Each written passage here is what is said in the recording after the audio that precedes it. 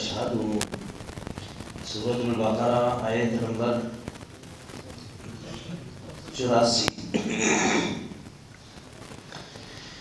وَإِذْ أَخَذْنَا مِيثَاقَكُمْ، اور جب ہم نے تم سے پختہ وعدہ لیا، لَا تَسْفِكُونَ دِمَاءَكُمْ، کہ تم اپنے خون نہیں بہاؤ گے، وَلَا تُخْرِجُونَ، اور نہیں تم نکالو گے، أَنفُسَكُمْ، اپنے آپ کو، مِن دِيَارِكُمْ، اپنے گھروں سے، ثُمَّ أَقْرَرْتُمْ، پھر تم نے اقرار کیا، وَأَنْتُمْ تَشْهَدُونَ، اور تم اس پہ گواہ بھی ہو کہ تم نے اقرار کیا تھا. دہرا لیں، وَإِذْ أَخَذْنَا مِيثَاقَكُمْ، اور جب ہم نے تم سے پختہ وعدہ لیا، لَا تَسْفِكُونَ دِمَاءَكُمْ، کہ نہ تم اپنے خون بہاؤ گے، وَلَا تُخْرِجُونَ أَنفُسَكُمْ، اور نہیں تم نکالو گے اپنی جانوں کو، مِن دِيَارِكُمْ، اپنے گھروں سے، ثُمَّ أَقْرَرْتُمْ، پھر تم نے اقرار کیا، وَأَنْتُمْ تَشْهَدُونَ، اور تم اس بات پہ گواہ ہو. سورۃ البقرہ آیت نمبر 84 جو ہم نے آج تلاوت کی، جبکہ آیت نمبر 83 کا آخر سے کچھ حصہ وضاحت کے لیے باقی تھا. ہم نے عرض کیا تھا کہ یہاں پہ اللہ نے 10 احکامات بنی اسرائیل کو دیے تھے. ان میں سے ایک تھا وَقُولُوا لِلنَّاسِ حُسْنًا، لوگوں سے تم اچھی بات کہو. پہلا تھا اللہ کی عبادت کرو، دوسرا والدین کے ساتھ احسان کرو، تیسرا قریبی رشتہ داروں کے ساتھ، چوتھا یتیموں کے ساتھ، پانچواں مسکینوں کے ساتھ، چھٹا لوگوں سے اچھی بات کرو، ساتواں وَأَقِیمُوا الصَّلَاةَ، اور نماز. بنی اسرائیل میں بھی نماز تھی. طریقہ ان کا کیا تھا؟ طریقہ ان کا ہم سے مختلف تھا. جیسا کہ ہم نے پہلے بھی اس کی وضاحت کی ہے کہ کچھ تو یہودی ایسے ہیں جو سمجھتے ہیں کہ بس زمین کو سر لگا لیا عبادت ہو گئی، نماز ہو گئی. کچھ کہتے ہیں بس یوں دیوار کو ماتھا ٹیک لیا عبادت ہو گئی. تو اپنے اپنے ان کے طریقے عبادت کے. بہرحال اس دور میں بھی یہ نماز موجود تھی. حضرت اسماعیل علیہ السلام کے متعلق بھی آتا ہے کہ وَكَانَ يَأْمُرُ أَهْلَهُ بِالصَّلَاةِ، وہ اپنے گھر والوں کو نماز کا حکم دیتے تھے. اسی طرح اور انبیاء کے متعلق بھی آتا ہے. زکریا علیہ السلام وَهُوَ قَائِمٌ يُصَلِّي فِي الْمِحْرَابِ، وہ بھی اپنے حجرے میں نماز پڑھ رہے تھے جب ان کو حضرت یحییٰ کی بشارت ملی تھی. تو وَآتُوا الزَّکَاةَ، جیسے نماز تھی ویسے ان میں زکوٰۃ بھی موجود تھی. ویسے ان میں زکوٰۃ بھی موجود تھی. یہ بھی اللہ نے ان کو حکم دیا تھا. اچھا جی، اقیموا الصلاۃ، نماز پڑھو، وآتوا الزکاۃ، اور تم اقیموا الصلاۃ، وآتوا الزکاۃ، اقیموا الصلاۃ، کیا کرو؟ کم ہو گیا. میں چاہتا تھا سارے بولیں. میں نے یہاں پہ بڑا آپ کو مزے کا نقطہ بتانا ہے. ترجمہ تو ہم سیدھا سیدھا کر کے گزر جائیں گے، وہ بس سر سے گزر گیا. اقیموا الصلاۃ وآتوا الزکاۃ. امام قرطبی کا خیال یہ ہے اللہ تعالیٰ نے اس آیت میں 8 احکامات دیے. کتنے؟ 8. ہم 8 کے پہلے جو 6 ہیں نا ان کے 2 حصے کرتے ہیں. پہلے 6 احکامات ان کے کتنے حصے کرتے ہیں؟ 2. پہلا حصہ کیا ہے؟ لا تعبدون، بولے نہیں بھائی، سارے نہیں بولے. لا تعبدون، اللہ کے علاوہ کسی کی عبادت. اللہ کی عبادت کیسے کریں؟ یہ نمبر 7 جیسے ہے ویسے کریں. اقیم الصلاۃ. توجہ ہے نا؟ بڑی توجہ کرنی ہے. بڑا مزے کا نقطہ ہے اگر سمجھ آ گیا تو. اللہ کرے سمجھ آ جائے، اور اللہ کرے مجھے سمجھانا بھی آ جائے. نمبر 1 پہ کیا تھا؟ لا تعبدون، اللہ کے سوا کسی کی عبادت کس کی عبادت کرنی ہے؟ کیسے کرنی ہے؟ نمبر 7 پہ لکھا ہوا ہے اقیم الصلاۃ سے کرنی ہے۔ اچھا جی، یہ حصہ ہو گیا الگ۔ آگے کیا تھا؟ بولے نا شاباش، والدین کے ساتھ احسان کرنا ہے، قرابت داروں کے ساتھ احسان کرنا ہے، یتیموں کے ساتھ، مسکینوں کے ساتھ احسان کرنا ہے، نیکی کرنی ہے۔ وہ کیسے کرنی ہے؟ وآتوا الزکاۃ، کیسے کرنی ہے؟ زکوٰۃ کا چونکہ تعلق خرچ کرنے سے ہے، زکوٰۃ کا تعلق خرچ کرنے سے ہے، یقیناً آپ اپنے رشتہ داروں پہ خرچ کریں، یتیموں پہ خرچ کریں، مسکینوں پہ خرچ کریں، غریبوں پہ خرچ کریں، تو یوں ان سے حسن سلوک ہو سکتا ہے۔ مانا کہ خرچ کرنا جو ہے نا یہ بہترین ذریعہ ہے حسن سلوک کا۔ کیوں جی، بات کی سمجھ آئی ہے؟ اس آیت میں اللہ نے 6 احکامات دیے، 8 احکامات دیے، ان میں سے جو پہلے 6 تھے ان کو ہم نے 2 حصوں میں تقسیم کیا۔ پہلا جو تھا اللہ کی عبادت کرو، اسے جوڑ دیا نمبر 7 کے ساتھ۔ کیسے عبادت کرو؟ صلاۃ کے ساتھ، اور اللہ کا بھلا کرے۔ اگلے جو 5 تھے ان کو ہم نے جوڑ دیا کس کے ساتھ؟ آتوا الزکاۃ، زکات بھی امام قرطبی کا خیال ہے۔ بہرحال جیسے بھی ہے حسن سلوک کرنا ہے، احسان کرنا ہے، اور لوگوں سے اچھی بات کرنی ہے۔ ثم تولیتم، پھر گئے تم پھر گئے الا قلیلا منکم، مگر بہت تھوڑے، وانتم معرضون، اور تم ہے ہی اعراض کرنے والے ہو۔ یہاں ایک اور بڑا سمجھنے والا نقطہ ہے۔ اللہ تعالیٰ نے فرمایا کہ یہ احکامات تمہیں دیے، تم نے لیے، اقرار کیا ہم مانیں گے، پہلے بھی تم پھرتے تھے، ثم تولیتم، تم پھر گئے، الا قلیلا منکم، مگر بہت تھوڑے تم، بولے نہیں بھائی، بہت تھوڑے تم میں سے۔ یہ خطبہ جمعہ نہیں کہ چپ کر کے بیٹھے رہو، ایک کلاس ہے۔ الا قلیلا منکم، بولو بہت تھوڑے تھے جنہوں نے احکامات مانے، جو اکثریت تھی وہ کیا ہوئی؟ پھر گئی۔ وَأَنْتُمْ مُعْرِضُونَ، اور ہے ہی تم پھرنے والے، تم کسی بات پہ ٹکتے ہی نہیں ہو، ہے ہی بار بار پھر جاتے ہو، اعراض کر جاتے ہو۔ یہ تو ہے سیدھا مفہومی ترجمہ۔ اس کا معنی کیا ہے؟ اس سے ہمیں کیا سبق ملتا ہے؟ اس میں ہمیں بہت بڑا سبق ملتا ہے، بہت بڑا۔ آپ کسی بریلویوں کے پاس چلے جائیں، وہابیوں نے متعلق کی خیال ہے وہ سارے گستاخ ہیں، کینے؟ سارے گستاخ۔ اپنا وہابیوں کو ٹر جو بریلوی کی نے یہ ساری مشرک نے نہ پیچھے نماز نہیں ہوتی۔ اچھا دیوبندیاں کو ٹر جو وہ کہیں گے دو ہی جڑے نے نا، نہیں سمجھ آئی بات کی، سمجھ آئی ہے کہ نہیں آئی؟ دو ہی فارغ نے۔ جب ریلوے میں پوچھ لو دیوبندی کیسے نے، کہتے ہیں وہ بھی فارغ نے، وہابی کیسے نے وہ فارغ نے، شیعہ کیسے نے وہ فارغ نے، سارے ایک دوسرے نے کی کر دیتا، کیا کر دیا؟ فارغ کر دیا۔ یہ کون ہے جی؟ کافر مشرک، کافر مشرک، کافر مشرک ہے، یہ کیا ہے؟ پوری ہم نے گردان ڈلی ہوئی ہے، اس سے نیچے ہم بولتے ہی نہیں۔ وہ سنا وہ کیا کہتے ہیں، وہ فوجیوں کو پہلے وہ کرواتے تھے نا parade, left right left right left right, چاٹے کافر مشرک کافر مشرک کافر مشرک، یہ کیا ہے؟ نہیں میرے بھائی، اللہ تعالیٰ کا عدل دیکھیں، اللہ تعالیٰ کا انصاف دیکھیں۔ میں کہتا ہوں صدقے اور قربان جائیں قرآن کے ایک لفظ پہ، ایک حرف پہ، سبحان اللہ۔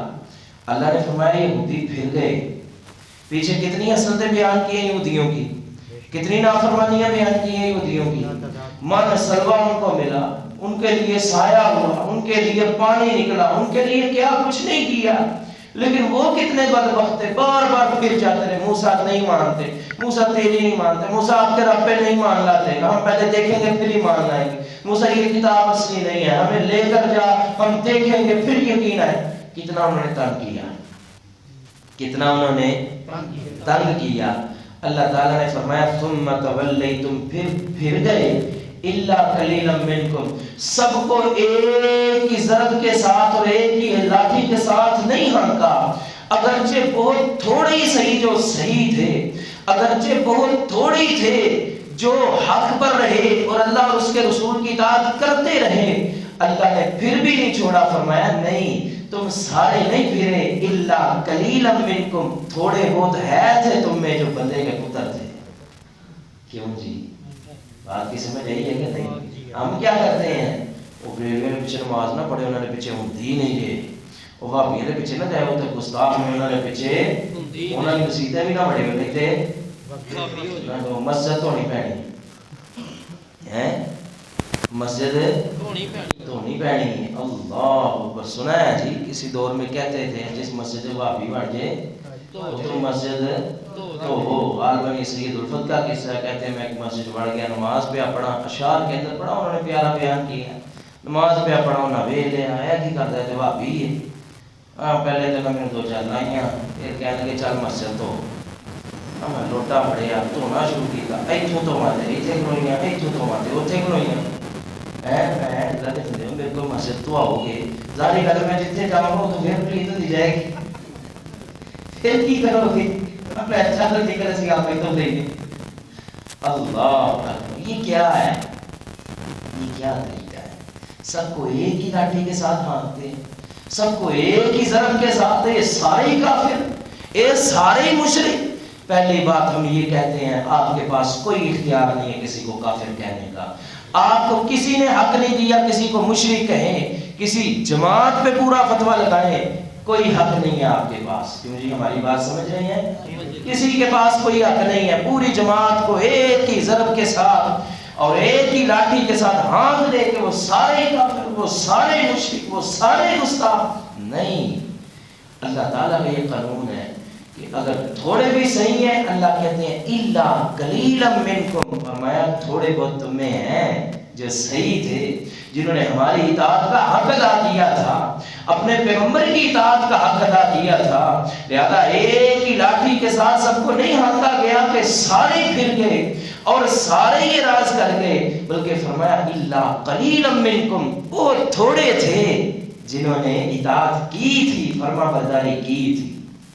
اور نبی علیہ السلام کے دور میں کتنے تھے، ہم نے عرض کیا تھا بے شمار عیسائی مسلمان ہوئے، مشرک مسلمان ہوئے، لیکن ایڑی چوٹی کا زور لگایا، آپ علیہ السلام کے 23 سالہ دور نبوت اور 23 سالہ محنت سے صرف 10 یہودی مسلمان ہوئے تھے۔ کتنے؟ 10۔ آپ اندازہ کر لیں کتنے تھوڑے، اللہ کہہ سکتے تھے سارے ہی ہیں، کیوں؟ یہ قاعدہ دیا للاکثر حکم الکل، اکثریت پہ کل کا حکم لگتا ہے، لیکن پھر بھی اللہ نے کہا نہیں الا قلیلا منکم، تم سارے برے نہیں ہو، نہیں سمجھ آئیں گے، تم سارے برے نہیں ہو بلکہ تم میں اچھے بھی آئے تھے۔ اس سے یہ بھی بات معلوم ہوتی ہے کہ اگر کسی کے اندر 10-20 برائیاں ہیں، کوئی 5-10 اچھائیاں بھی ہیں، تو سارا برا اسے مت بنائیے بلکہ اس کی اچھائیوں کو بھی یاد رکھیے، تم یہ برے ہو یہاں پہ اچھے بھی ہو۔ کیوں جی بات کی سمجھ آئی ہے کہ نہیں آئی؟ الا قلیلا منکم، تم سارے پھر گئے نہیں مگر تھوڑے تھے جو پھرے نہیں تھے اپنی بات سے، بلکہ وہ اس عہد، اس وعدے پہ قائم دائم رہے تھے اور انہوں نے اس وعدے کو نبھایا تھا۔ فرمایا وَأَنْتُمْ مُورِزُونَ، اکثریت تمہاری پھرنے والی ہے، اکثریت تمہاری اعراض کرنے والی ہے۔ وَإِذْ أَخَذْنَا مِيثَاقَكُمْ لَا تَسْفِكُونَ دِمَاءَكُمْ، یہ نواں حکم ہے، نواں حکم، اور جب ہم نے تم سے پختہ وعدہ لیا تھا لا تسفکون دماءکم، کہ تم اپنے خون نہیں بہاؤ گے، ولا تخرجون انفسکم من دیارکم، اور نہ تم اپنی جانوں کو نکالو گے اپنے گھروں سے، ثم اقررتم، تم نے ان سارے احکامات کا اقرار کیا تھا، وانتم تشہدون، تم گواہی بھی دیتے ہو، کیا مطلب؟ اللہ اکبر۔ فرمایا وَإِذْ أَخَذْنَا مِيثَاقَكُمْ لَا تَسْفِكُونَ دِمَاءَكُمْ، ہم نے تم سے وعدہ لیا تھا اپنے خون نہ بہانا۔ اس کے دو معنی ہیں، ایک معنی تو یہ ہے کہ اپنا خون نہ بہانا، خودکشی نہ کرنا، خودکشی حرام ہے، خودکشی حرام ہے اور ہماری شریعت میں بھی حرام ہے۔ فرمایا جس نے اپنے آپ کو کسی چیز کے ساتھ مارا قیامت کے دن اسے وہی والا عذاب قیامت تک ملتا رہے گا۔ کوئی شخص اپنے آپ کو چھری سے مارتا ہے نا، قبر میں چلا گیا، وہ چاہتا ہے کہ دنیا کے غموں سے میں نے جان چھڑا لی، اس کو اتنا نہیں پتا کہ قیامت تک وہ اپنے سینے میں چھریاں مارتا رہے گا۔ کوئی شخص جان بوجھ کے گاڑی کے نیچے آ گیا، اسے یہ پتا ہے کہ دنیا کے غموں سے جان چھوٹ گئی نہیں، بلکہ قبر میں بھی ویسی ہی صورت بنائی جائے گی اور ویسے ہی اسے قیامت تک عذاب ملتا رہے گا۔ اپنے آپ کو تکلیف نہیں دینی۔ دوسرا معنی یہ ہے کہ اپنے بھائیوں کا خون مت بہاؤ، اپنے ساتھیوں کا خون مت بہاؤ، اپنے مسلمان، اپنے مومن، اپنے توحید پرست بھائیوں کو مت قتل کرو۔ لا تسفکون دماءکم، کم کا معنی تم، اپنے آپ کو، لا تسفکون دماءکم، اپنے آپ کا خون نہ بہانا، معنی اپنے ساتھیوں کا خون نہ بہانا۔ اگر کوئی اپنے ساتھی، اپنے مسلمان بھائی کا خون بہاتا ہے گویا کہ اس نے اپنا خون بہایا ہے۔ بنی اسرائیل میں تھا یہ، بنی اسرائیل میں یہ ہے کہ اگر اس نے کسی مسلمان کا خون بہایا ہے تو اس نے اپنا خون بہایا ہے۔ اور ہماری شریعت میں کیا ہے؟ ہماری شریعت میں کیا ہے؟ اللہ، ہماری شریعت میں کیا یہ ہے؟ کرایہ بن گیا رکشے دا، وہ 200 روپے ہم نے کہا ہے 200 روپیہ کرایہ، 100 روپے دی گولی ہوندی ہے، انہوں نے کہا گولی مار دے چلو 100 تے بچائیے۔ یہ ہے ہماری شریعت میں۔ اتنا سستا خون مومن کا، اتنا سستا خون ایک مسلمان کا، اتنا ہلکا خون ایک مسلمان کا۔ آپ علیہ السلام نے فرمایا تھا ان دماءکم واموالکم واعراضکم حرام علیکم کحرمت یومکم فی ھذا وفی بلدکم ھذا وفی شہرکم ھذا۔